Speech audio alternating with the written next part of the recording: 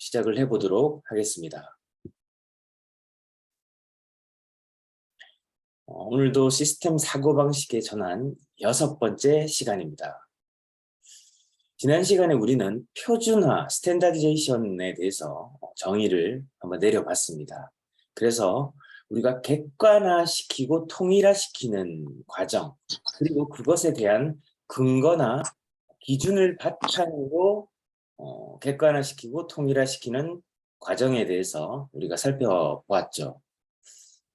자, 그러면 이 일관성을 가지는 거, 그래서 표준화의 핵심은 우리가 일관성을 가지는 겁니다. 그래서 일관성이라는 것은 뼈대가 바뀌지 않는 어떤 중요한 기준과 원칙이 세워진다는 것이거든요. 그러면 일관성을 갖기 위해서는 어떤 기준을 세워야 되냐면 바로 이 기본 업무 매뉴얼이 구축되어져야 됩니다. 그것은 이 내 표준 활동을 바탕으로 만들어져야 돼요. 이제 회사가 실무 창업 매뉴얼을 지금 계속해서 보완해 나가서 여러분들에게 또 제공해 드릴 것인데 또 그 과정 속에서 여러분들 개개인은 내가 하루하루 시간을 살아내고 하루하루 어떤 일들을 하며 어떻게 내 사업의 목표와 목적을 이룰 것인가에 대해서, 그리고 가장 중요한 것이 있어요. 사업도 중요하지만 내가 어떻게 성장해 나갈 것인가에 대한 고민, 그리고 어떻게 성장해 나갈 것인가에 대한 내 나름의 정의와 전략이 필요한 거죠. 사업은 여러분들 삶의 도구이자 일부분이에요. 그러면 우리가 평생이라고 하는 생애 주기에서 가장 중요한 것은 내 삶의 성장이 아닐까요? 그럼 내가 성장을 하기 위해서는 내가 뭔가 전략적인 계획이 필요해요. 그냥 날만 먹는다고, 즉 나이만 먹는다고 내가 어른이 되는 건 아니잖아요. 우리는 아직까지 미어른입니다. 물론 나이는 충분히 세상에서 어른이라는 기준, 즉 18세, 19세가 지나가게 되면 우리는 스스로에게 책임을 지는 나이가 되는 거죠. 하지만 그것보다도 우리가 생각해 봐야 되는 것은 우리는 끊임없이 배움과 성장을 통해서 어른이 되어가는 과정에 있는 거죠. 그렇게 하려고 하면 내가 어떻게 성장할 것인가에 대한 명확한 기준과 원칙, 우리는 그걸 표준 활동이라고 이야기하죠. 그래서 여러분들의 하루를 과감 없이, 여과 없이 써보자라고 하는 것이 바로 이거라는 겁니다.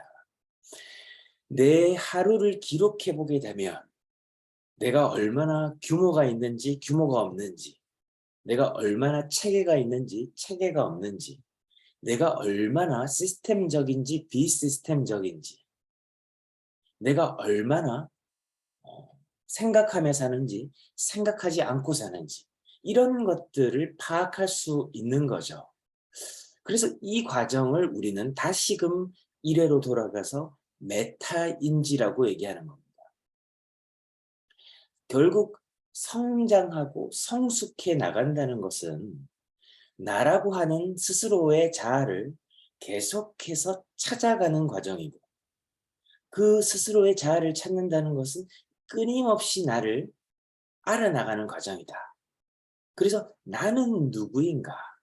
라는 아주 근본적이고 본질적인 질문에 대해서 우리가 스스로에게 계속 답할 수 있고 조금 더 개념화시키고 나아가서 나라는 존재에 대해서 조금 더 강력하게 알아나가는 과정. 지금은 우리는 그 바탕 위에 있는 거예요. 그렇게 바탕 위에서 우리가 내 사업을 어떻게 하면 조금 더 정확하게 분석해 나갈 것인가. 그래서 나를 알아야 사업을 분석할 수 있겠죠.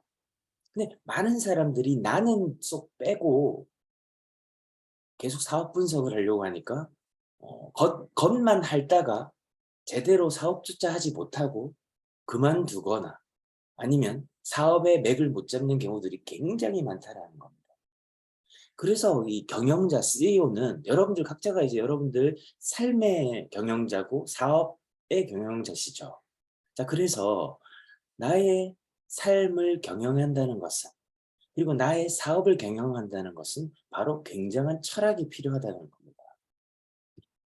그래서 기준, 이 표준화는 원칙, 즉 철학이 있냐 없냐에 따라서 그 퀄리티와 퀀티티가 확연히 달라진다.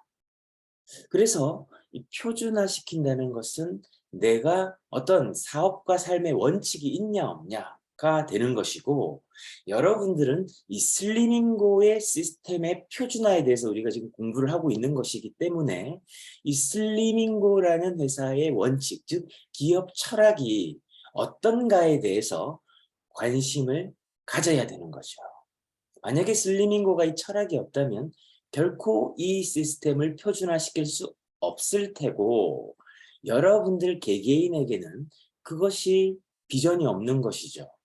그래서 어떤 대상이나 어떤 사업을 볼 때 그 회사의 이 시스템이 표준화되어져 있냐, 그리고 그 회사는 뚜렷한 기업 철학, 즉 원칙이 존재하냐 안 하냐, 이 원칙에는, 철학에는 일하는 방식, 그리고 우리의 어떤 기준, 뭐 이런 것들이 체계화되어 있는 거죠.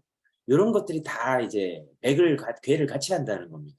그래서 여러분들이 계속 지금 같은 말씀을 드리고 있는 것은 여러분들의 뇌가, 여러분들의 사고가 지속적으로 이런 단어들과 이런 개념들에 계속 젖어들고, 또 이 개념들이 자꾸자꾸 내가 말로 하게 되고, 그것을 이미 하고는 있는데 그것이 뚜렷하게 어떻게 정의되는지에 대해서 여러분들이 좀 생소했다는 말이죠. 이 생경한 이 개념들을 자꾸자꾸 우리가 구체화시켜 나가는 것이 지금 우리가 해야 되는 학습이고, 그렇게 함으로 해서 여러분들 스스로가 명료해지고 점점 심플해진다는 거죠. 자, 그럼 오늘은 지난 시간 마지막에 다뤘던 이 단순화, 심플리피케이션에 대해서 한번 살펴보겠습니다. 이 단순화라는 것은 말 그대로 단순하게 됨, 단순하게 함, 이런 뜻을 담고 있어요. 그래서 사고가 많아진다, 즉 생각이 너무 많아진다는 것은 복잡해진다는 거죠. 궁극적으로 표준화가 점점 자리매김되면 일관성을 갖게 되는 거고, 일관성을 갖게 되어진다는 것은 기준과 원칙이 뚜렷해진다는 거고, 이 기준과 원칙이 뚜렷해진 사람들은 어떤 기준, 업무 활동을 표준 매뉴얼에 의해서 일을 하게 되는 거예요.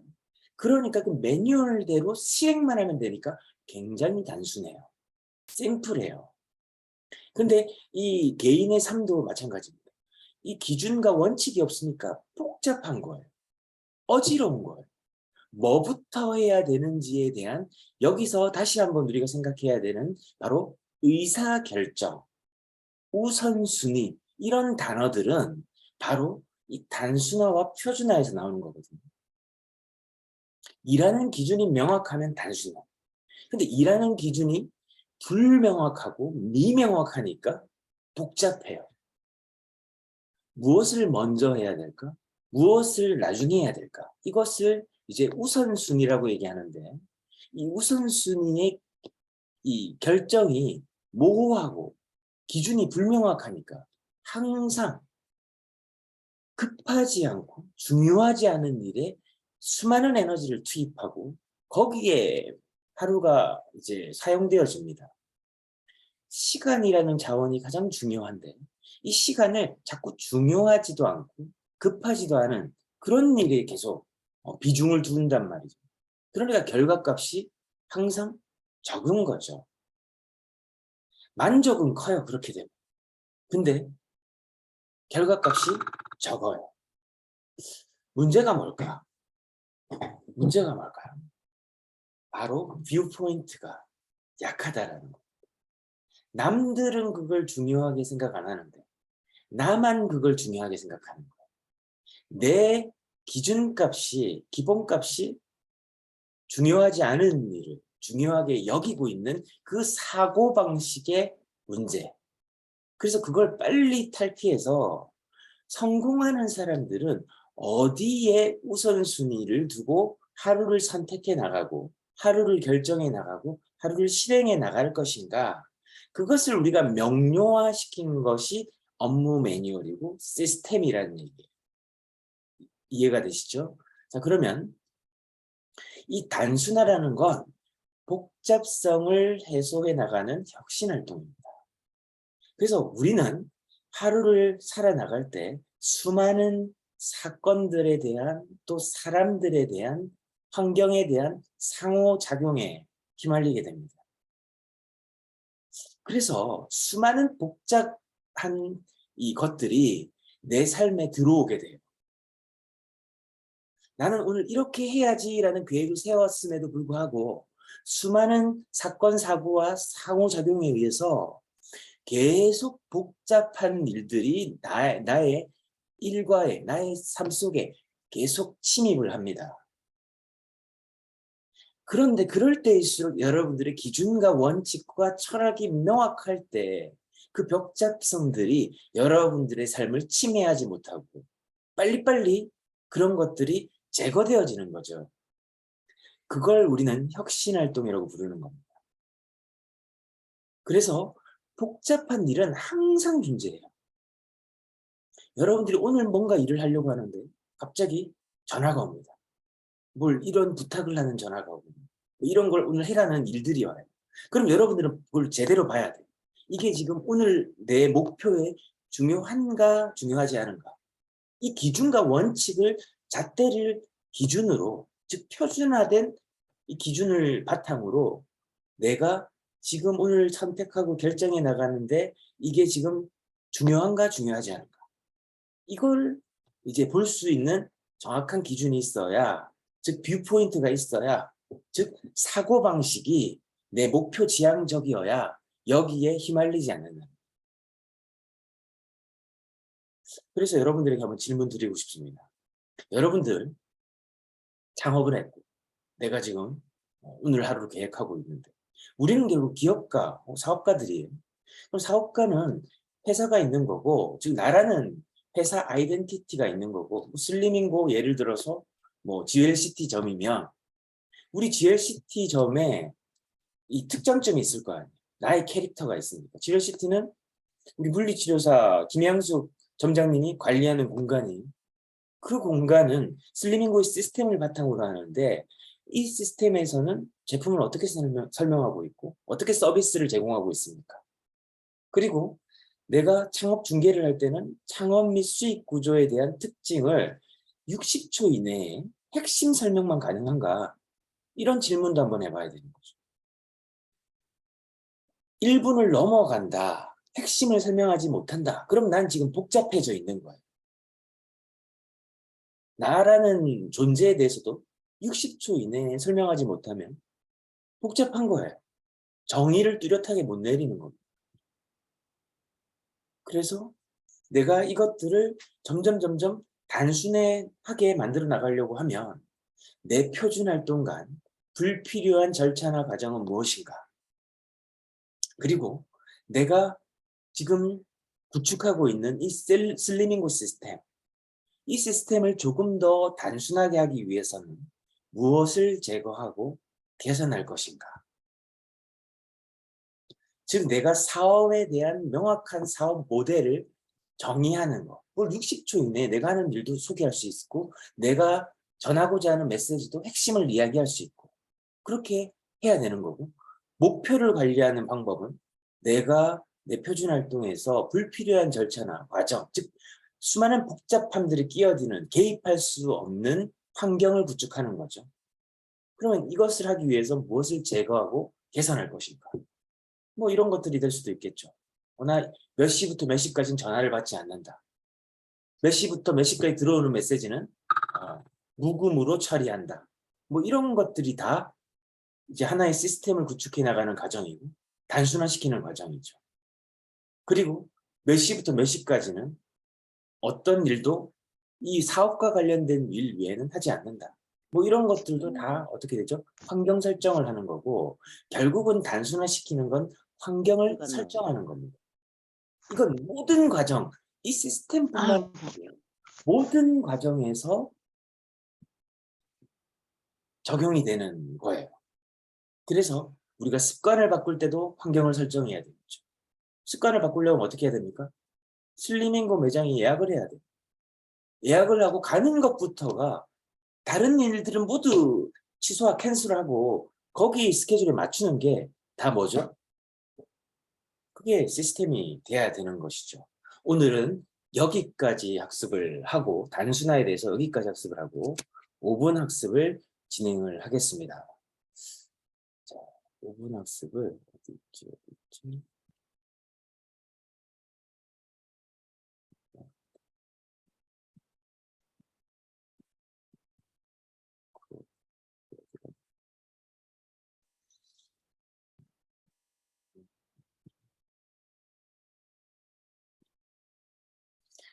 자, 오늘은 우리가 5분 학습을 신문 기사를 한번 읽어보고 하루를 시작했으면 좋겠습니다. 이제 머니투데이의 2016년도 기사로 제가 기억하고 있는데요. 자, 두드림 크리에이티브라는 회사는 우리 슬리밍고와 특허받은 있는 바른 자세의 가장 중요한 이 아이템을 개발하고 생산, 제조하는 회사죠. 이 회사 아직 있는 회사입니다. 여러분 오해하지 마십시오. 여전히 작동되고 여러분들에게 특허받은 있는 바른 자세를 제공하고 있습니다. 자, 그러면 기사를 잠깐 같이 읽어볼까요? 드드림 크리에이티브 대표 엄태호 이지혜는 자사의 자세 교정용 의료기기 제품 닥터 코르셋, 지금은 닥터 코어셋이 맞죠? 이 최근 골반 교정용 속옷으로 발명 특허를 획득했다고 29일 밝혔다. 야, 이 과거의 기억이 새록새록 떠오릅니다. 이번 특허는 2014년 척추 교정용 속옷으로 발명 특허를 획득한 데 이은 것이다. 그 뒤이어서 획득을 한 거죠. 닥터코어셋은 척추 압박과 골반 압박을 목적으로 개발된 웨어러블 의료기기다. 기자님에 따라서 기사가 다 다릅니다. 약 2년 동안 착용한 고객들의 전후 체형과 자세 변화를 면밀히 체크한 결과 척추와 골반의 위치가 바르게 된 것으로 나타났다. 여기에 주목해 두드림 크리에이티브는 2013년 12월과 2014년 6월 척추 교정용 속옷, 골반 교정 속옷으로 발명 특허를 출원한 것이다. 이번 특허 획득으로 닥터코어셋은 척추와 골반을 함께 교정하는 입는 의료기기로 인정받게 됐다. 예. 그 당시에 저희가 입는 의료기기라는 이 슬로건을 가지고 제품을 포지셔닝 했었어요. 그래서 이렇게 얘기를 하고 있는 거고, 지난해 6월에는 즉 2015년 6월을 얘기하는 것 같습니다. 척추 교정 속옷과 골반 교정 속옷으로 중국 특허도 획득했다. 예, 중국 실용신안 특허도 획득을 했었었죠. 또 미국 식약청 FDA 클래스 1 의료기기로도 등록돼 있다라고 기사가 실려 있습니다. 다음 기사가 자, 그래서 우리가 잠깐 히스토리는 이 아이템이요 뭐라고 불러야 되는가에 대해서 굉장히 우리가 좀 합의를 이루어야 되는 거죠. 결국 이 시스템이라는 거는 일하는 방식, 즉 합의돼서 일하는 방식을 이야기하는 거죠. 그래서 우리가 이 특허받은 있는 바른 자세의 대표 이 중체, 이 코어셋 제품들은 우리가 이제 어떻게 얘기해야 되냐면 코르셋이라고 하지 않죠. 코어셋이라고 하는 우리만의 고유의 새로운 신조를 만들어냈죠. 그래서 이 코어셋의 의미는 무엇입니까? 코어, 말 그대로 코어 머슬의 준말. 코어는 핵심이라는 거고, 우리가 이제 헬스케어에서 얘기하는 코어는 코어 머슬입니다. 코어 근육이에요. 이 코어 머슬을 세팅해 준다는 거죠.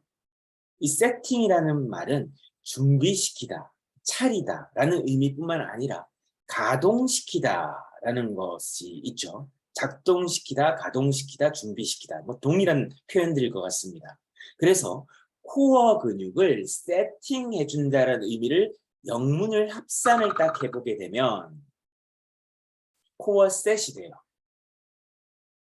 그래서 이 처음 세상에 태어나서 우리가 코어 근육을 제대로 작동시키는 방법을 모르는 사람들에게 이 특허받은 있는 바른 자세 중체를 착용을 시키게 되면 코어 셋이 된다. 즉 코어 근육이 가동 상태로 변한다. 작동된다. 뭐 이런 의미로 코어 셋이라고 얘기하는 것이고, 충분한 성인이고 장년들이 젊은 시절에 코어 근육을 잘 사용을 했었어요.